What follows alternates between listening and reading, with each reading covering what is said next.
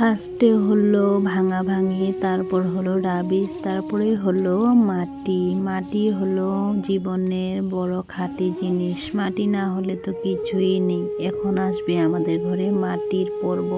তোমাদের সাথে সব কিছুই শেয়ার করব, দেখতে থাকবে। মানুষের জীবনে সুখ দুঃখ নিয়েই একটা সংসার হয়, তাই না? সুন্দর প্লেনটাই আজকে আমি যাত্রা করলাম সকালবেলা উঠেই। তারপরে দেখো বাসন টাসন ধুয়ে সারা উঠান বাড়ি ঝাড়টার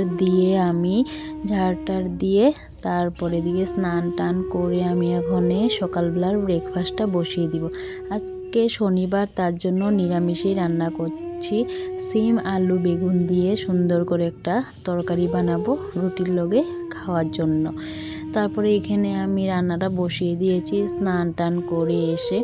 তারপর এখানে রান্নাটা হয়ে যাওয়ার পর এদিকে তোমাদের দাদাভাই রুটি খেয়ে নিচ্ছে, আর এদিকে দেখো আমার ছেলে বদমাশি করছে। ওকে বলেছি পড়তে, কিন্তু না পড়ে ও বদমাশি করছে ওর পাপার সামনে আছে বলে। তারপর দেখো এদিকে মা বাকি রুটিগুলো বানিয়ে নিচ্ছে। আর ওয়েদারটাও না আজকে অনেকটাই ঠান্ডা ঠান্ডা। কালকে রাত্রেবেলা বৃষ্টি পড়েছিল। আমি আর ভাবলাম যে আমাদের দাদা ভাইগুলো আজকে কাম করতে অনেক অসুবিধা হবে, বৃষ্টি হবে, কিন্তু না, ভগবান আছে না, ভগবান সব দিকেই আছে সত্যি। তার জন্য দাদা ভাইরা আবার কাম করা শুরু করে দিয়েছে। তারপর দেখো বাজার থেকে এসে আমি লাউডুগা পেয়েছি, আমি নিয়ে চলে আসলাম। লাউডুগা খেতে অনেক ভালো লাগে। তারপর ছোট আলু পেয়েছি, ছোট আলু টমেটো, আর এদিকে আজকে নিরামিষ বলে ফুলকপি ধনেপাতা নিয়ে এসে পড়েছি। তারপর এদিকে মা সবজি অল্প অল্প করে কেটে রেখেছিল বলে আমার তাড়াতাড়ি করে রান্নাটা বসিয়ে দিতে পেরেছি। এদিকে দেখো মা সব কাটাকাটি করে রেখে দিয়েছে। তারপর এদিকে আমি বসিয়ে দিয়েছি পেঁপের ঘন্ট খেতে অনেকই ভালো লাগে। আমার বাপের বাড়িতে যাওয়ার পর আমার কাকি, আমার বড় মা ওরা সবজি, আমার মা এত সবজি পাঠিয়েছে না, আমি এই সপ্তাহ সবজি খেয়ে শেষ করতে পারছি না। বাপের বাড়ি বলতে কথা, তাই না? যে মেয়ে বাপের বাড়ি যাক না কেন একটা ব্যাগ নিয়ে যায়, কিন্তু আসে 3 ব্যাগ। তারপর এদিকে দেখো কথা বলতে বলতে তোমাদের সাথে আমার কুমোরডুগাওর রান্না বাড়াটা হয়ে গেছে। তারপরে মাকে বললাম, মা তুমি এই মাটির সামনে দিয়ে গিয়ে বাসন মাজতে পারবে না, আমি মেজে নেব, আর তুমি তোমার ছেলের জন্য এদিকে টিফিনটা বেড়ে নাও। তোমাদের দাদা ভাই টিফিন নিতে আসবে, তার জন্য আমি টিফিনটাকে মাকে বললাম বেড়ে নিতে।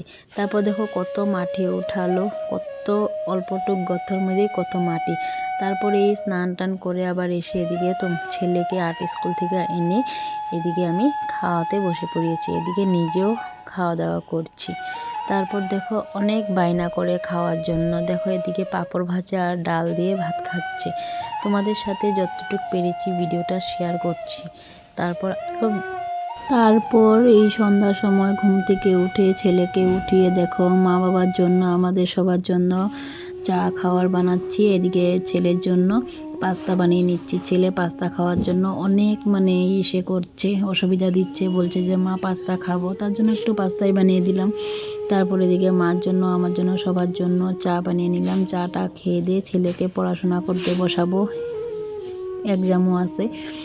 তো আমার চা বানানো হয়ে গেছে, এখন সবাইকে দিয়ে দিব। তারপর ছেলে বায়না করছে ওর কালার পেন্সিলের অর্ডার দিয়েতে। দেখো এখানে রাগারাগি করছে, ওর কালার পেন্সিল লাগে। তারপরে ওকে খাইয়ে তারপর কালার পেন্সিলের অর্ডার দিয়ে দিলাম। তারপর এখানে সবাই মিলিয়ে চা খাবো। তো দেখো ও বলছে যে আমি বিছানায় বসেই খাবো। তারপর আমরাও বললাম যে নিরামিষই তো, আজকে শনিবার, তার জন্য কি করলাম আমরা বিছানায় বসেই চাটা খেয়ে নিলাম। ভিডিওটা কেমন লাগলো আবার কমেন্ট করে বলবে।